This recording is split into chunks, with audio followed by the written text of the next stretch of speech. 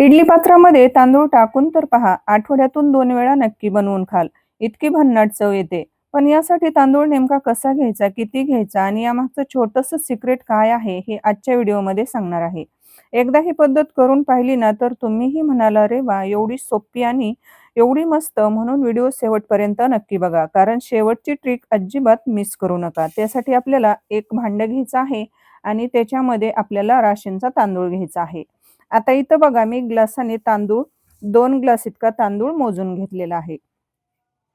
नंतर त्याच ग्लासाने आपल्याला उडीद डाळ 1 ग्लास घ्यायची आहे. आता हा तांदूळ जो आहे तो रेशनचा तांदूळ आहे आणि उडीद डाळ आहे, तर ही घरचीच आहे, टरफलाची डाळ आहे.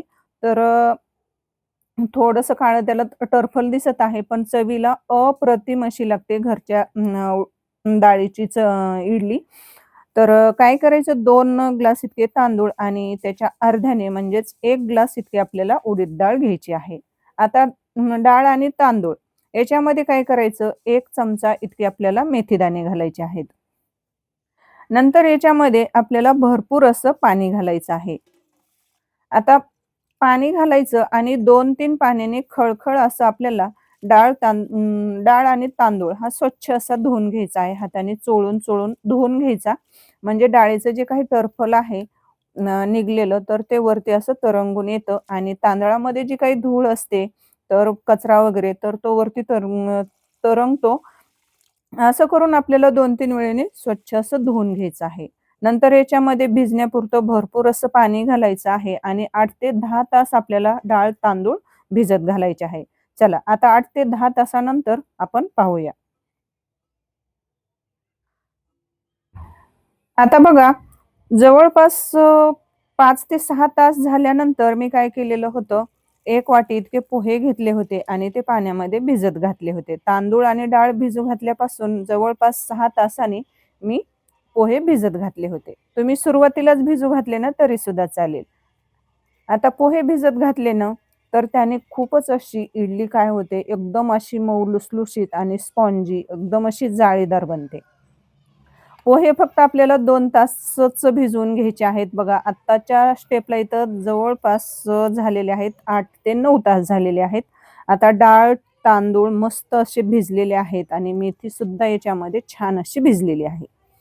आता काय करायचं, याच्यावरचं जे पाणी आहे, तर ते पाणी आपल्याला नितळून घ्यायचं आहे. म्हणजे टाकून द्यायचं आणि आपल्याला डाळ, तांदूळ हे मिक्सरमधून काढण्यासाठी एका चाळणमध्ये मी बघा घेतलेले आहेत. आता हे इडलीचं जे बॅटर आहे, तर ते मिश्रण काढण्यासाठी एक इथं आपल्याला पातेलं घ्यायचं आहे.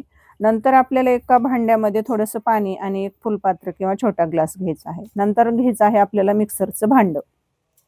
आता हे इडलीचं जे मिश्रण आहे, तर ते आपल्याला मिक्सरला बारीक करून घ्यायचं आहे, म्हणजे वाटून घ्यायचं आहे. मिक्सरचं भांडं घ्यायचं, त्याच्यामध्ये डाळ, तांदूळ थोडे-थोडे घालायचे आणि थोडेसे पोहे घालायचे. याच्यासोबतच थोडे-थोडे पोहे घालायचे, म्हणजे सर्व मिश्रण एकसारखं मिक्स होतं आणि बारीक होतं. बघा, आता हे मिश्रण मिक्सरला असं बारीक आपल्याला रवाळ असं हे बारीक करून घ्यायचं आहे. आता बघा, राहिलेलं सुद्धा सेम याच पद्धतीने आपल्याला इडलीचं पूर्ण मिश्रण मिक्सरला बारीक करून घ्यायचं आहे. आता इथं इडलीचं पूर्ण बघा मिश्रण बारीक करून घेतलेलं आहे. आता हे चांगलं मिक्स करायचं आणि मिक्स केल्यानंतर आपल्याला हे रात्रभर परत आपल्याला हे जे बॅटर आहे, तर हे 8 ते 10 तासासाठी आपल्याला हे झाकून ठेवायचं आहे. आणि शक्यतो हे बॅटर हे आपल्याला मोठ्या भांड्यामध्येच ठेवायचं आहे. म्हणजे ते कसं फुगल्यानंतर एकदम असं फुगून ते उतू जाण्याची शक्यता असते. त्याच्यासाठी आपल्याला काय करायचं आहे, हे 8 ते 10 तासासाठी ठेवायचं आणि मोठ्या भांड्यामध्येच ठेवायचं आहे. आता इथं बघा 8 ते 10 तास झालेले आहेत. तर अगदी म्हणजे पहाटेच 5-6च्या सुमारास हे पातेलं असं फुल म्हणजे भरलं होतं आणि ते असं फुगल्यामुळे भरपूर असं म्हणजे खाली थोडंसं सांडलं होतं हे मिश्रण.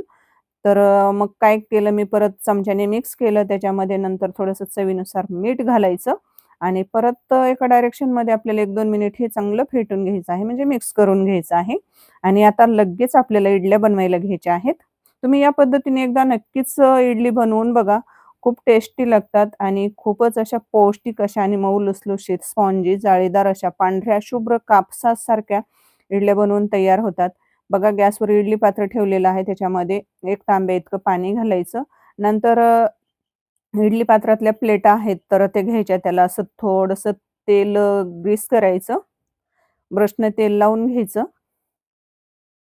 आता इथं 4ही प्लेटला मी तेल ग्रीस करून घेतलेलं आहे. त्याच्यामध्ये इडलीचं बॅटर भरायचं आहे आपल्याला प्लेटमध्ये थोडं-थोडं. जास्तही गच्च भरून असं भरू नका. कारण इडली शिजल्यानंतर ती अशी फुगते. आता 4ही बघा प्लेटमध्ये आपल्याला हे मिश्रण असं भरून घ्यायचं आहे इडलीचं. आता इडली पात्रामध्ये इडली प्लेटमध्ये हे बॅटर भरलं ना, तर थोडंसं प्लेटा काय करायच्या थोड्याशा टॅप करून घ्यायच्या. म्हणजे त्याच्यामध्ये हवा राहत नाही आणि एकदम अशी मऊ जाळीदार अशी इडली बनते. बघा इकडं पाण्याला खळखळ अशी उकळी आलेली आहे. आता ह्या प्लेट आपल्याला इडली पात्रामध्ये ठेवायच्या आहेत उकडण्यासाठी आणि जवळपास आपल्याला हे 8 ते 10 मिनिट आपल्याला काय करायचं मध्यम गॅसवर इडल्या मस्त अशा वाफवून घ्यायच्या आहेत, शिजवून घ्यायच्या आहेत. आणि झाकणातून अजिबात हवा जाता कामा नये त्याच्यासाठी काहीतरी जाड वजन ठेवायचं. म्हणजे पटकन इडल्या बनतात. इडल्या बघा मस्त अशा स्पॉन्जी एकदम अशा जाळीदार अशा शिजलेल्या आहेत म्हणजे झालेल्या आहेत हां. तर इडली शिजली की नाही तर कशी समजायची त्याला बोट असं दाबून बघायचं बोटाने तर ते अजिबात चिकटल्या जात नाही शिजलेली असेल तर. तर इडल्या शिजलेल्या आहेत. आता ह्या प्लेट आपल्याला थंड करायला ठेवायच्या आहेत आणि प्लेटात थंड झाल्यानंतरच इडल्या एकदम अशा मोकळ्या सुटसुटीत निघतात. नाहीतर मग जर इडली प्लेट जर गरम असेल ना, इडल्या गरम असतील तर पटकन निघल्या जात नाही. थोड्याशा अशा चिटकल्यासारख्या वाटतात. बघा मी तुम्हाला जवळून सुद्धा दाखवते काय मस्त स्पॉन्जी एकदम पांढऱ्या शुभ्र अशा जाळीदार इथं आपल्या इडल्या तयार झालेल्या आहेत. फक्त ही घरची डाळ असल्यामुळे थोडंसं मध्ये टरफल दिसतं. पण खरं तर हीच इडली खूप पौष्टिक असते खायला. घरच्या डाळीची गावरान डाळ आहे. आणि बघा आता इथं आपल्या इडल्या तयार झालेल्या आहेत आणि जर तुम्हाला सांबरची रेसिपी जर हवी असेल ना, तर मला कमेंट करा. मी पुढच्या व्हिडिओमध्ये तुम्हाला सांबरची रेसिपी नक्कीच शेअर करेल. जर तुम्हाला सांबरची रेसिपी हवी असेल तर. एकदम चमचमीत, झणझणीत असं सांबर तुम्हाला हवं असेल तर त्याची मी रेसिपी नक्की शेअर करेल. इथं बघा आपल्या इडल्या तयार झालेल्या आहेत आणि मस्त अशा आपल्याला आता अ, खायला घ्यायच्या आहेत. तर मस्त अशा एका ताटामध्ये इथं बघा मी केळीच्या ताटामध्ये इडल्या घेतलेल्या आहेत आणि त्याच्यावरतून असं मस्त चमचमीत, झणझणीत असं टेस्टी असं इथं सर्व भाज्या टाकलेलं आणि सर्व भाज्या कट करून मिक्स डाळीचं हे सांबर बनवलेलं आहे. तर तुम्हाला आजची रेसिपी कशी वाटली मला नक्की कमेंट करून सांगा. रेसिपी थोडी देखील आवडली असेल प्लीज लाईक करा, शेअर करा आणि हो तुम्ही आपले व्हिडिओ कुठून पाहतात, कोणत्या गावातून, कोणत्या राज्यातून, जिल्ह्यातून पाहतात तर मला कमेंटमध्ये जरूर कळवा. म्हणजे मला पण समजेल की आपल्या साक्षी मुंडे 07 चे चॅनल कुठपर्यंत पोहोचलेले आहेत. आणि जर तुम्ही आपल्या साक्षी मुंडे 07 या चॅनलला सबस्क्राईब केलं नसेल, तर पटकन सबस्क्राईब करायचं आहे. साइडची बेल वाजवायची आहे. नोटिफिकेशन ऑल करायचं आहे. तर भेटूयात अशाच एका छानशा आणि नवीन रेसिपीमध्ये. तोपर्यंत बाय बाय.